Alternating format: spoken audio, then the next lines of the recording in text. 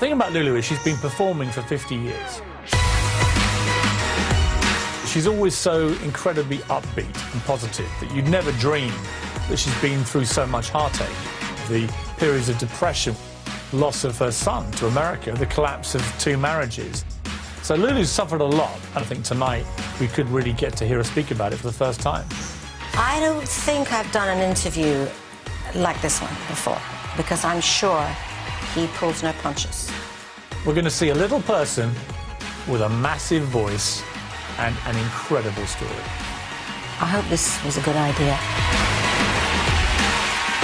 Can't back out now.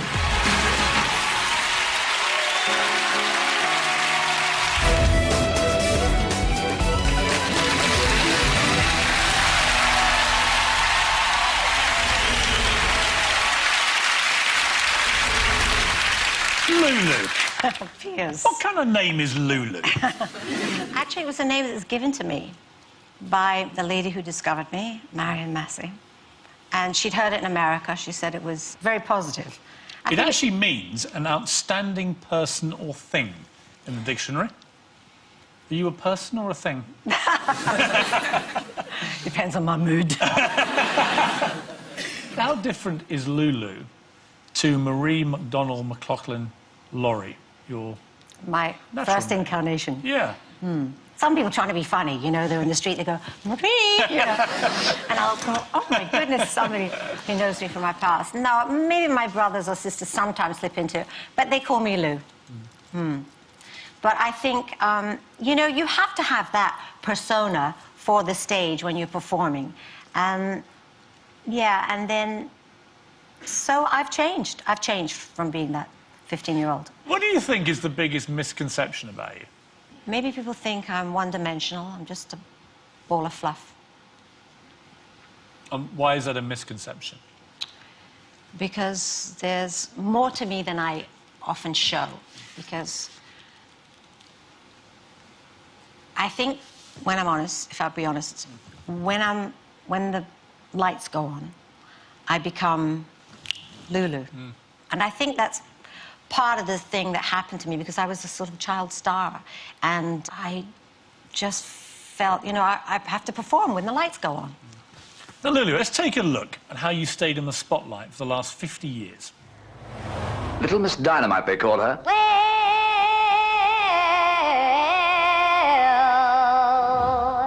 you know you make me wanna shout. Look, my hands jumping, look, my heart bumping, throw my head back, come on now. Lulu is the only female artist to have a UK top 20 hit record in every one of the last 5 decades. She's recorded with the biggest and with the best. Come on. Nobody can sing like Lulu. The voice of a nuclear reactor, It really was a... wrapped up in the body of an angel. You know, she could just sing anything. Lulu's been performing for nearly 50 years, and from an early age it was clear she was going to hit all the high notes. When she was 3 years of age, she would suddenly jump out of her seat and stand in the middle of the bus and start singing to everybody on the bus. People would just stop talking, and wow, where did this voice come from, this tiny little girl? She could sing the phone book and it would sound just great. With a successful music and TV career, it wasn't long before she became a household name. In the UK in the 60s, you had Dusty, you had Scylla, and you had Lulu. I remember the Eurovision Song Contest. We were sat there watching, going, oh my God, it was so exciting. She won the Eurovision, so pretty amazing, really, for a wee lass from Bonnie, Scotland. She was catapulted to fame as a teenager. It was the swinging 60s, famous for free love and drugs. Because she was hanging out with all these people, and, you know, it was funny, she'd say they'd be smoking pot, and she'd be making tea and things like that. So the drugs didn't interest her, but was she really that squeaky clean? I think this girl has lived. I don't believe she's as sweet as she pretends to be. Lulu married and divorced B.G. Morris Gibb, and she's had her fair share of famous suitors. Pop stars like Davy Jones from the Monkees, Eric Clapton and Tom Jones were all keen to get to know her a little bit more intimately. She even received a marriage proposal from footballer George Best. I think she's done a lot of things in her life. I think she's had a lot of boyfriends, and she made a lot of people happy. Well, I feel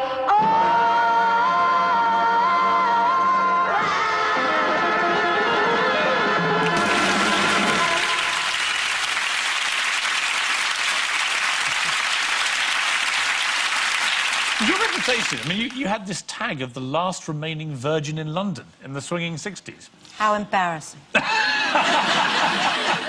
That was so embarrassing. Did you find it offensive, or did you quite like the fact that you were squeaky clean as everybody else was going crazy? I didn't want anybody to know, because I thought it was really uncool. Your reputation of the squeaky clean young lady, of course, made you just incredibly more attractive to all the famous suitors in town.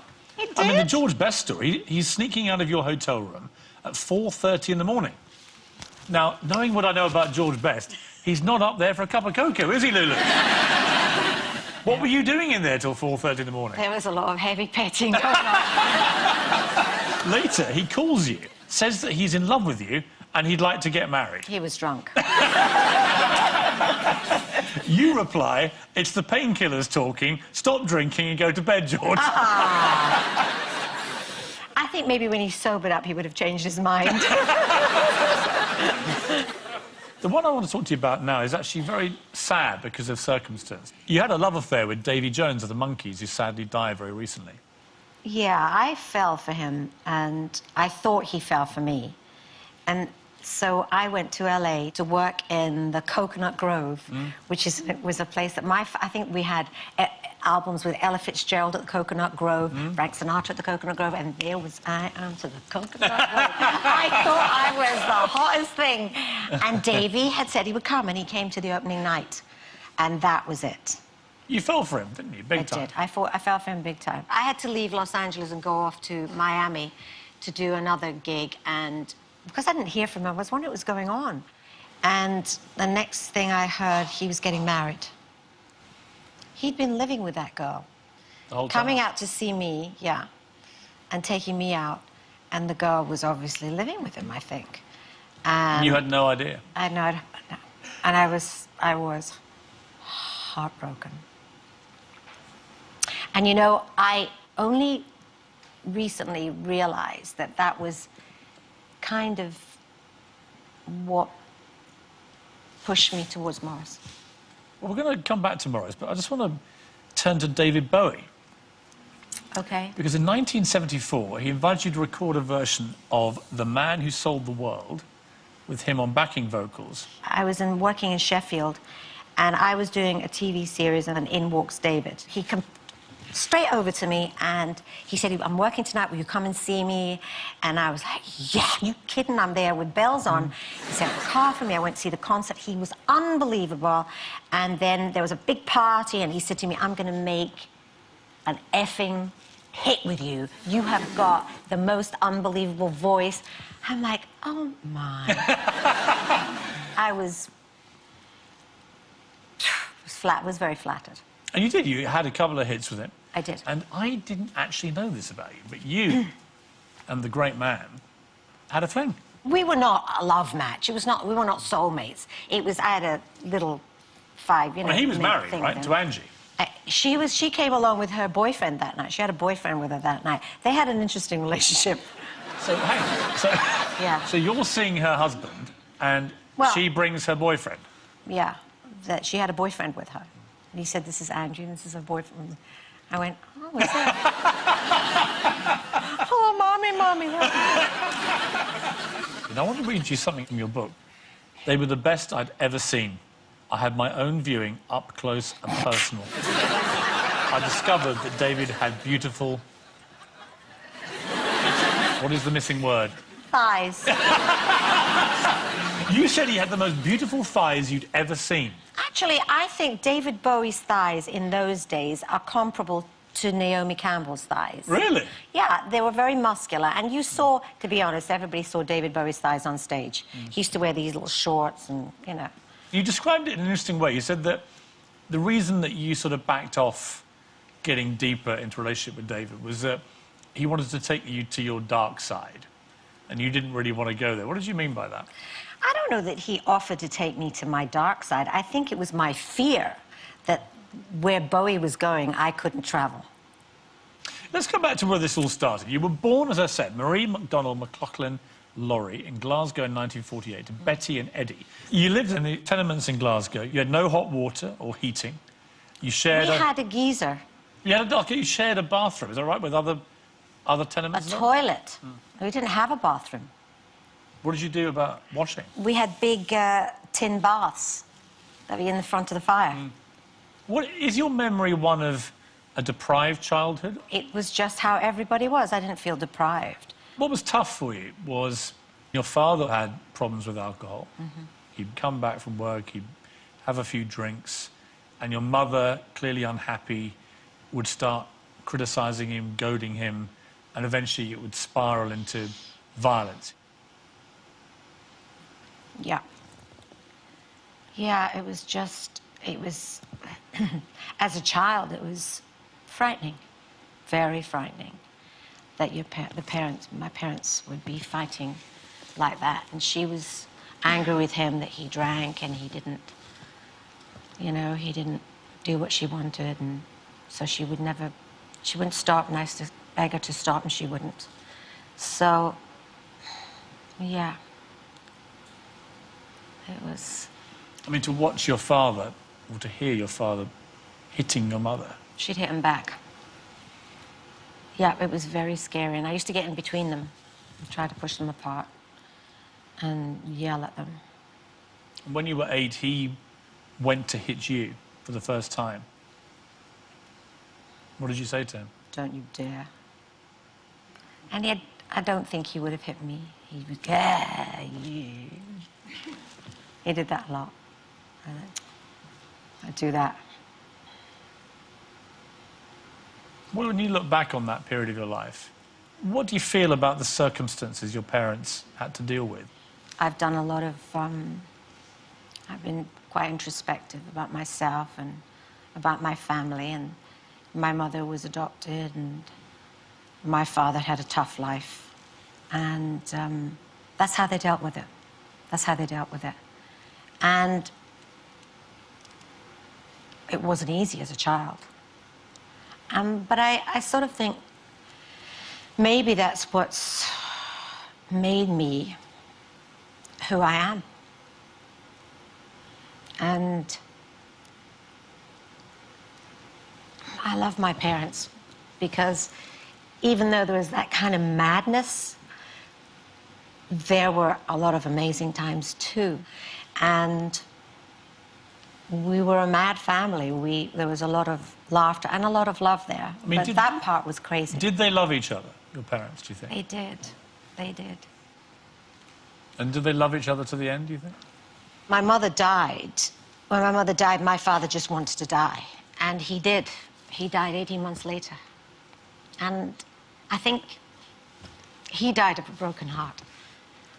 My mother died of cancer, and that was just devastating for all of us. Do you think they were very proud of you at the end? Oh, they were proud of me always. They were always proud of me, both my parents. Did they ever apologise to you? They didn't have to say in words that they were... You knew? Apologise, no. They didn't have to say they were sorry. My parents loved me, and they loved my 2 brothers and my sister. And I think as they got older, they slowed down and they got sweeter, the 2 of them. And they did their best, you know, they did the best they could. That's what I've come to understand. You know, I was angry with them as a child, but I'm not anymore. Pretty ironic that your biggest hit was called Shout, I think. Yeah, because we always shouted at I think I now know what it was. We always shouted at each other, it's true. We laugh louder than anybody, my whole family. Did you love him, do you think? Totally loved him, adored him. Were you in love with him? I was probably in love with love.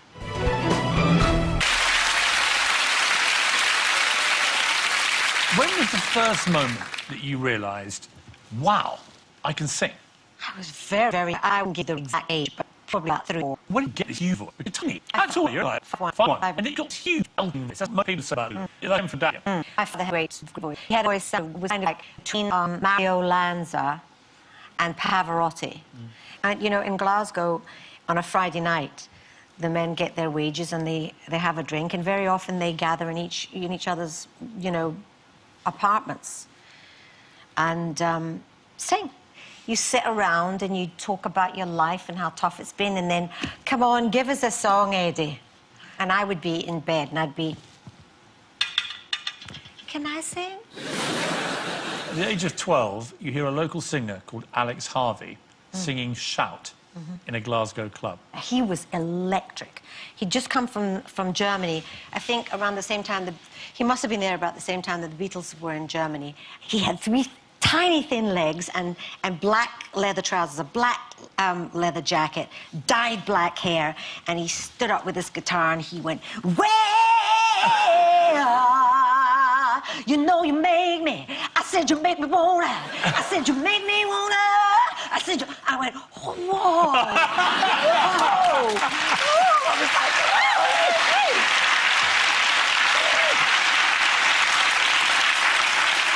I mean, he was raw. It was raw. And I thought, that's me. EMI spotted you, but it didn't go anywhere, and eventually you signed for Decca. And this is a time when the Beatles are erupting, the Stones are erupting, and you're hanging out with these guys. I mean, John Lennon was quoted as saying, my favourite record of the year is Shout by Lulu. Yeah. That's true, isn't it? That was a good accent. Yeah, Not bad. good. Better than my Scottish one. When you heard John Lennon say that, I mean, that's an incredible moment, isn't it? I couldn't believe it. You know, he and Paul made that comment on Ready, Steady, Go. It's about as good an endorsement you could get. Doesn't get any better than that. It was that voice that propelled Marie McDonald McLaughlin Laurie from the back streets of Glasgow to the bright lights of London.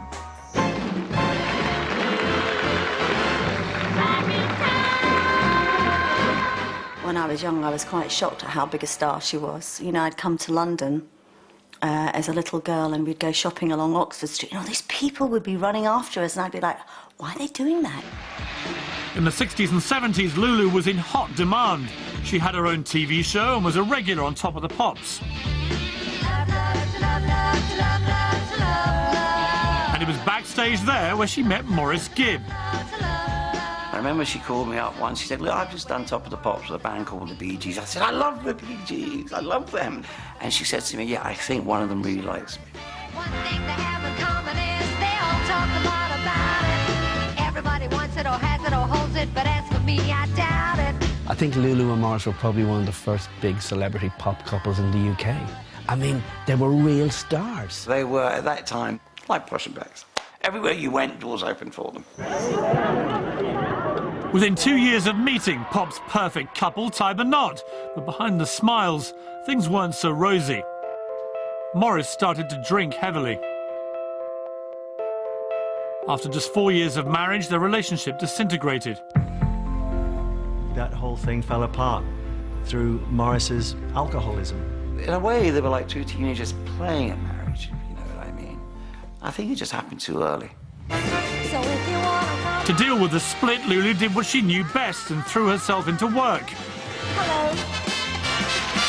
And just a year later, there was a new man in her life, her hairdresser. She came in one day and I started doing her hair, and that's how we met, you know. Romance under the dryer, I think one of the wonderful headlines was at the time. I was absolutely besotted by John, and vice versa. They had a wonderful relationship. John and Lulu wed in the summer of 1976, and there was a surprise guest at the wedding. Unbeknownst to us, the day we got married, she was actually pregnant. We didn't realise it at the time. Jordan was born in June 1977. With Lulu juggling career and motherhood, it was to be another 11 years before she conceived again. When she finally was pregnant again, I mean, we were both overjoyed. But sadly, it wasn't to be. I was with her, and when she had the miscarriage, that was very sad. That was very sad. I think they were both really torn up about it. They didn't really talk about it much afterwards, you know. They kind of did a little bit of grieving and went on with life. And I think really the real impact from that was later on. Their marriage was never the same, and they separated.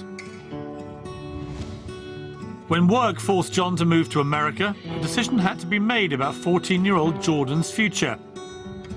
We both agreed that it probably would be best for him if he came with me. Lulu made the decision to stay in the UK. She felt that this is her home, this is where her friends are, this is where her family was, and she needed that support. She missed him, and she tried to keep it all down and hidden, you know. Yeah, that was a sad time.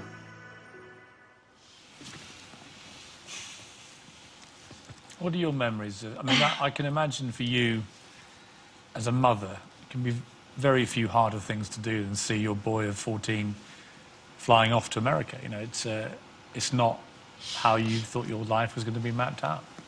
I was devastated. And, you know, John didn't want to leave Jordan behind. And I was in such a, I think, struggling so desperately with trying to accept that this marriage was over. This was also the second marriage. That I really felt I was going to die.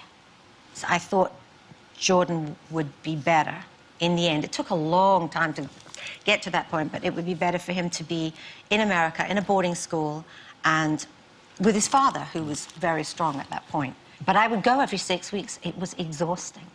It was exhausting. And when you had to say goodbye to him, how did it make you feel? Well, there was no real official goodbye. We didn't really tell Jordan the marriage was over. So he just thought he was having this adventure with his dad in America? He thought, you know, I was going to get back into the recording business, which I did. But we made that the reason. We didn't say we're splitting up. So we weren't honest with him. Were you ever honest with him? I mean, did you? Yeah, eventually. But you know, you think you're not, and they don't know. Of course he knew. Kids know what's going on. How is your relationship now with Jordan? He's amazing. You know, we've talked it through, and we all have an incredible relationship now. I'm very close with John, extremely close with my son, my daughter-in-law, and my granddaughter.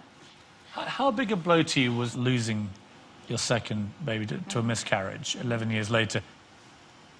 It's weird, sort of out-of-body experience. You don't believe it's happening to you. And I don't really think I think I tried to sweep it under the carpet after that because it was painful. You didn't have any more children afterwards? I think the marriage was going downhill. It wasn't a case of us saying, well, don't worry, honey. Shall we try again? Yes, darling, why don't we try again? No. No, it was that, I think, maybe that precipitated it. Maybe that was just another chink in the armour, you know. As you said, it was your second marriage that broke down. And we touched on the first marriage to Morris, who you said was probably, looking back on it, a rebound. He was 19, you were 20, I think? Yeah. Both families didn't think it was a good idea. His brothers didn't think it was a good idea. Barry definitely Your brother didn't think it was a good idea. No. Just impulsive to get married? I mean... Well, we thought we were top king and queen of the world. We thought we could do anything and it would just be fabulous. Well, you were, really. I mean, thousands turned out for the wedding. We thought we were. Front page of all the papers, thousands in the streets. I mean, it was a huge deal. Well, that can be a problem when you're in this business. You know, the phrase used now is keep it real. Hard to keep it real. He was a well-known party boy. He liked to be the last guy to leave a party. Absolutely. But did the drinking become a problem, or was that irrelevant, really? I think that was a piece of it, and probably we shouldn't have got married in the first place. We should have probably just had a romance. And that was very disappointing. That was very disappointing. I decided that the marriage should end. He didn't want it to end. I know he was, you know, it hurt him. Did you stay in touch with Morris over the years? Yes, I did. And he died young as well, 2003. Yeah, he did. Yeah. Did you love him, do you think? Totally loved him, adored him. Were you in love with him? I was probably in love with love. If she's watching this, Is there anything you'd like to say to her? I wished it could have been different. And I really loved you. Your relationship with your manager you touched on earlier, I mean, she was clearly a pivotal figure for a quarter of a century and clearly very protective of you. Very. And had a profound effect on your career and you personally, I guess. Marion Massey was an incredible woman. I don't know if I'd be here today if it wouldn't have been for Marion. She was a great influence on me, and she was someone who... She fought for me every day for 25 years. It was tough for your mother because this woman now had her daughter down in London living with her. Your mother got very agitated about the relationship to the extent that she rang up Scottish journalists and began to, you know, say, this woman's kidnapped my daughter. So it got quite heavy. My mother had, I think my mother had a little nervous breakdown. I just thought she'd flipped, and I'd argue with her. I'd say, oh, for goodness sake, you're hysterical. I mean, she's really watching another woman being your mother, which you can probably only appreciate when you become a mother yourself. And absolutely. Absolutely. I think I only realise it now as I'm older, the pain that brought on my mother. And it was really tough for her. Really tough for her. Shout, as I say, was this huge hit. And you must have thought, wow, this is easy, this music lark. And then, bang, next two singles flop. Yeah. The taste of success is very heady. And I used to hear people also say, well, I mean, maybe she can shout, but can she really sing? Ooh. Really get that, and you know, and it made me more determined that I was going to continue. Marion thought I was the bee's knees. She sort of encouraged me to act. She encouraged me to be on a television series and host a TV show and do comedy sketches. But the recording thing, she had no control over that. We were sort of in the hands of the record people. And I honestly don't think they knew what to do with me. So I was kind of expanding and becoming a entertainer. Even though in my heart, it was about soul music, it was about black R&B, it was about rock and roll. So I felt like I was very disheartened by that, which is the love, which is the main love in my life, is the music. You could feel you were being compromised. Compromised, but I was also then, there was part of it where I was trying to prove to them, see, I can get on television, I don't have to shout, I can sing, why did I choose you, and be very smooth, and sing anything, rather than, you know, you make me wanna, you know. But, so I was being pulled in many directions. Is it slightly the death knell for any serious artist? To do Eurovision or anything like that? Thank God, when I did the Eurovision Song Contest, I actually was one of the winners. There were 4 that year. Yeah. There were never 4 before or afterwards, but thank goodness I was one of the 4. So I won, and a lot of people like that song. I can't really be sort of putting it down, really, because it was successful for me. After 2 decades as a star, the 80s dawned, and your career wasn't going so well. By the early 80s, Lulu's music career started to wane. She hadn't had a UK hit for over 5 years and began to feel like she'd lost touch with her audience. But the 80s for Lulu weren't great. It's very difficult to stay at the very top for decades on end. Jump for my love, jump in and feel my touch. You have these child stars, they get hit after hit after hit, and then there's the period in between where they're just another singer. With her look and sound falling out of fashion, her music quickly lost direction. The world had simply moved on.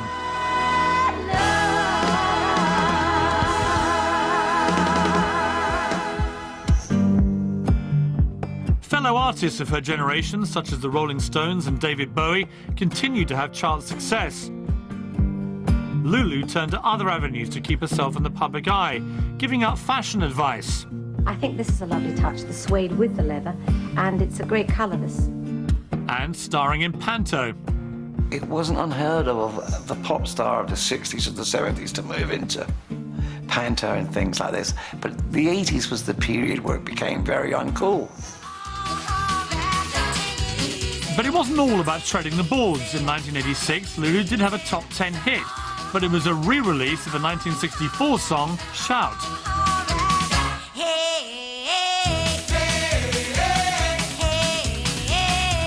I obviously really do understand what it feels like sometimes to be defined by one song.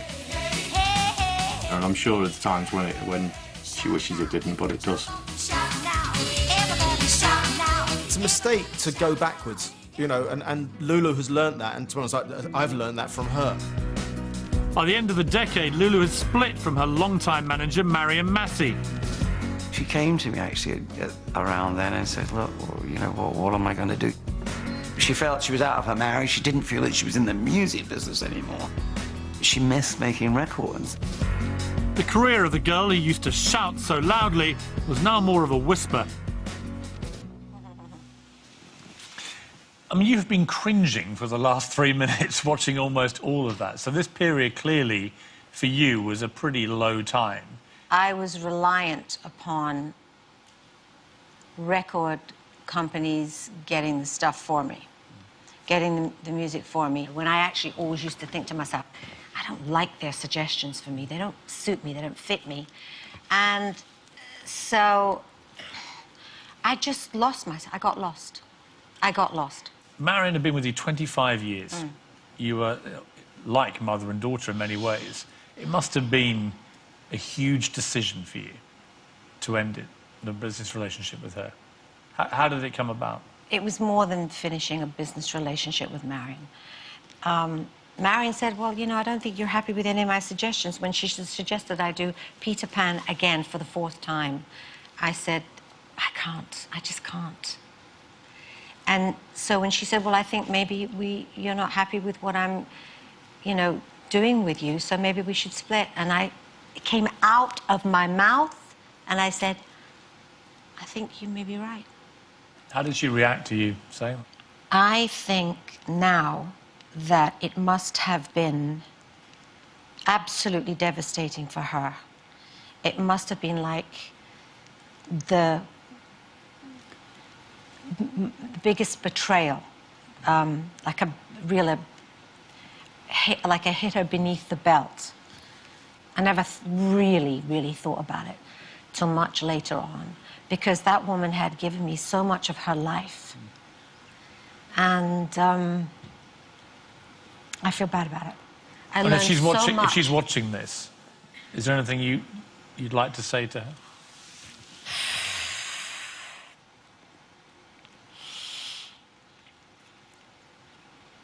I wished it could have been different. And I really loved you, Marion.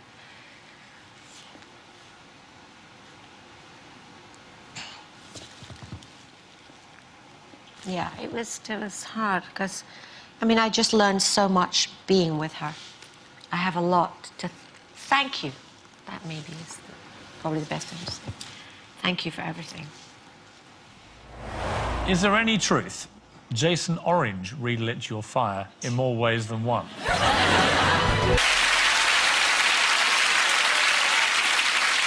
Let's just turn to how you look for a moment. Why not? Yeah, exactly. You look fantastic. Doesn't she look fantastic?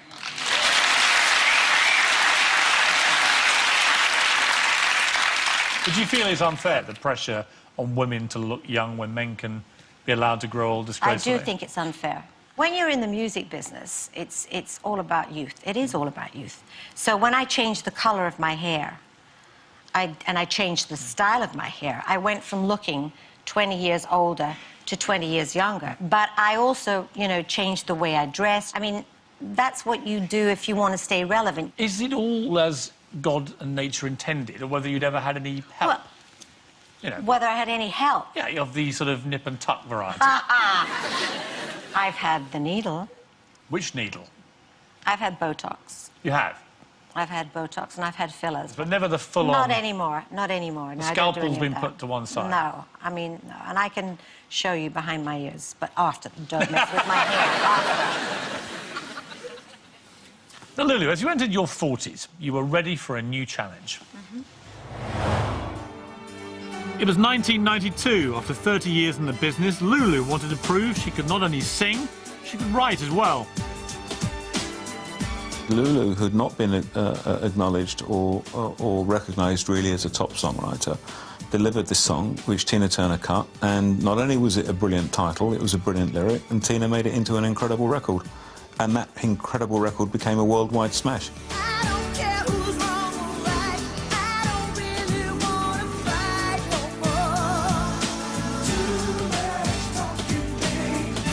But that was great. That was really great for Lou, because she'd been telling me all the time, oh, I can't write, I can't write. It was just fear. I knew she could. With a new spring in her step, Lulu took the 90s by storm, revealing a new look and a new sound.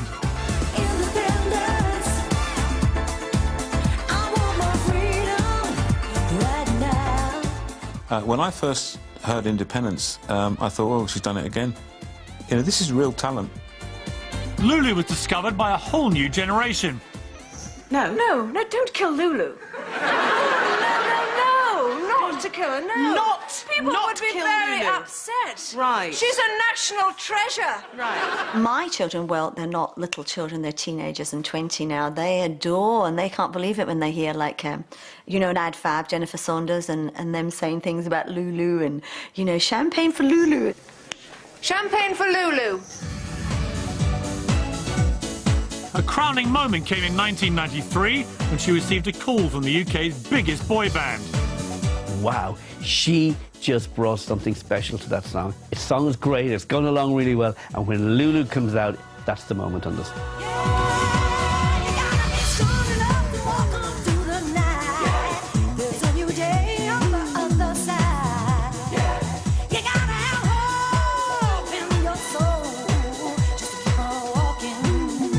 She belted it out. She could sing. It was fun. It was like she was back having fun. It just reminded everybody what a great talent she was. Whilst her music career was on fire again, things also started to smoke in her personal life. Her toy boys, well, who are her toy boys? Has she been keeping them secret? She doesn't share that with me, because I'd be doing one of them. What woman doesn't want a toy boy, for goodness sake? Now aged 63, Lulu's not only a singer, she's a businesswoman and a grandmother. Will you let me take care of this? I am a little bit more experienced and just a little bit older. A lot older. Lulu has proved that being just a little bit older is no barrier to a woman with a great voice. I honestly think Lou will go on. I was going to say till they put her in the box, but she'll probably be singing when they do that. Lulu has always been one to sort of try and reinvent herself, and she's brilliant at that. She really is a classic, true British entertainment icon. And I'm not finished yet.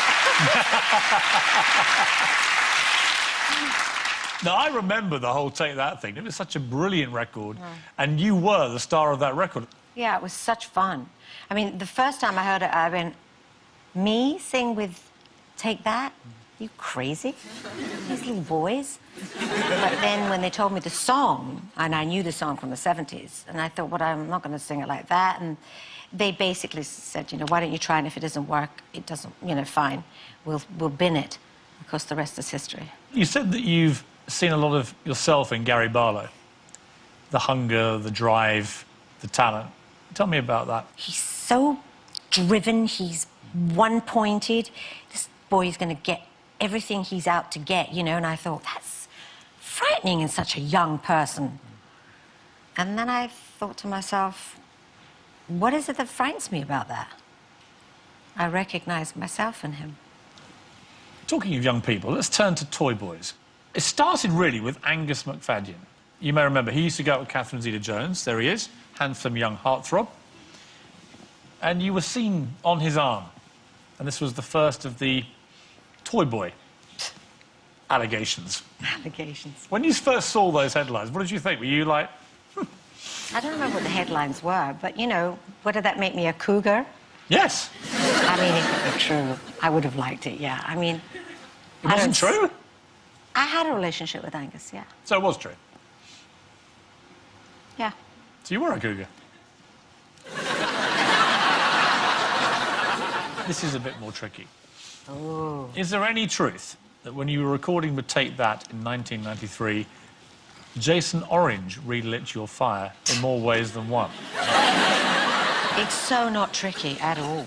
Howard suggested on a rival chat show that you had a little fling with Jason. Howard said that? Howard said that, yeah. I can't believe he said that. So given it's out in the open, anything you want to say about it? At this point, I'm 63. I wish I had. No, it didn't. It didn't. He's very, very cute, but no. Do you think every woman, I guess to a certain age, ought to have a little toy boy? Are they like a fashion accessory? Like a nice new Chanel handbag? I think, whatever. For me, it's not about age. I'm not looking at a man or someone being attracted to them because they're young. That would be ridiculous. I would be attracted to someone... I mean, I have a crush right now on 2 men. Who are they? One of them is very, very, very famous rock star. Mm-hmm. Steven Tyler. Steven Tyler? He is the coolest dude. He's funny, he rocks, he's got a voice like a god, and he's got a lot of empathy, and he's smart. And then there's another one. Who's that? I just discovered he could sing recently. And I think, in fact, really, my ambition now is I should really go for it. Go on. And try to record with him, make an album with him. Who is it? I'm dead serious, you're going to laugh. Go on. Barack Obama. You heard him sing it? He is... I'm with you. Oh, it's all about Barack Obama. When Barack Obama sang that Al Green song, he sang it better than Al Green. So in love with It was you. incredible. I totally agree with you. But you have to make a choice. Can't have them both. Why? I probably can't have either. Seriously, can't have both. I probably can't have either of them. Is there any man in your life at the moment or not? There's a long, long silence. I was thinking, actually, how pathetic it is. Really? There's nobody. I'm thinking, nobody? There's nobody? When was the last time you had a man in your life? Not for a while. Not for a while. What do you like to be with? I mean, are you high maintenance, middle maintenance, low maintenance? I'm going to lie. I'm perfect. What kind of man would make you happy? Somebody who make me laugh. So good humour. Good humour. What Smart. else? I like them smart. Smart, funny. I like smart. Tall? It's nice. Tall? Tall's nice, but it doesn't have to be. Tall I'm is just good. beginning to do the maths here, and it's all beginning to head in my direction. Thanks for dinner. Now, look, you've had a hit each of the last 5 decades.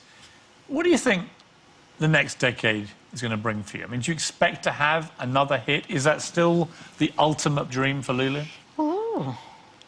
Well, it would be soulful.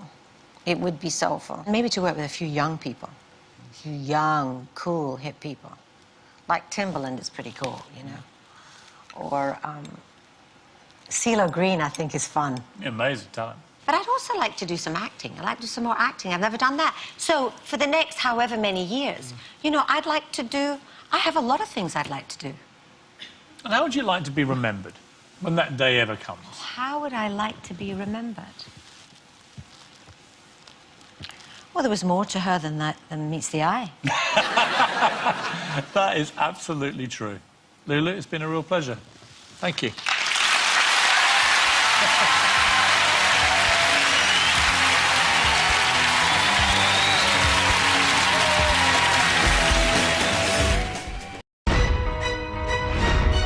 The thing about Lulu is she's been performing for 50 years. She's always so incredibly upbeat and positive that you'd never dream that she's been through so much heartache. The periods of depression, loss of her son to America, the collapse of 2 marriages. So Lulu's suffered a lot, and I think tonight we could really get to hear her speak about it for the first time. I don't think I've done an interview like this one before, because I'm sure he pulls no punches. We're going to see a little person with a massive voice and an incredible story. I hope this was a good idea. Can't back out now.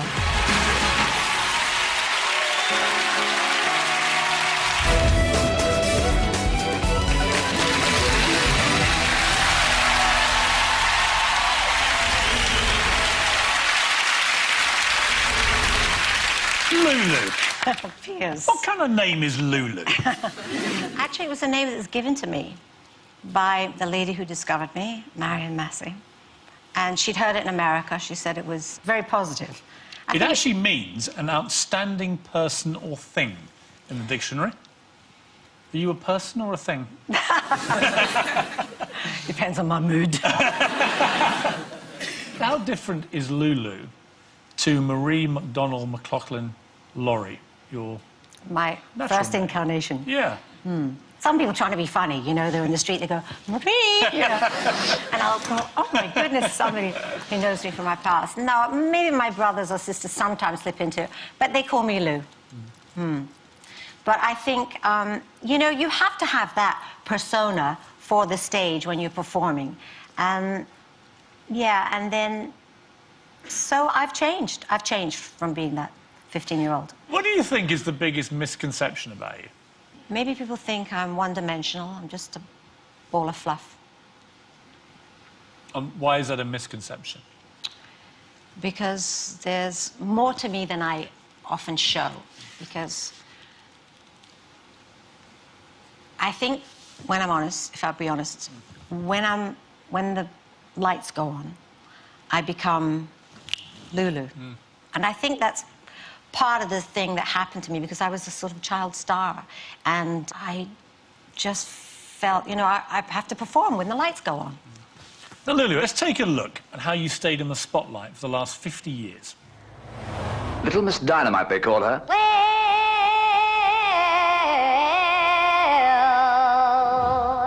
you know you make me wanna shout. Look, my hands jumping, look, my heart bumping, throw my hair back, come on now. Lulu is the only female artist to have a UK top 20 hit record in every one of the last 5 decades.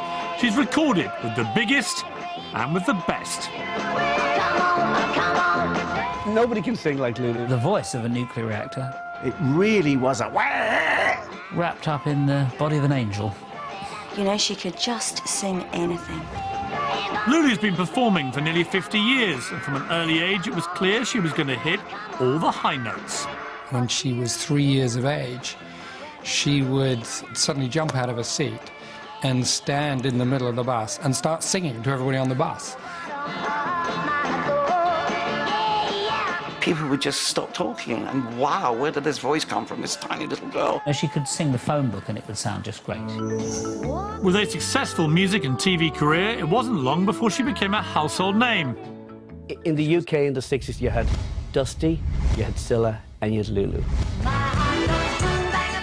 I remember the Eurovision Song Contest. We were sat there watching, going, oh my God, it was so exciting. She won the Eurovision, so pretty amazing, really, for a wee lass from Bonnie, Scotland.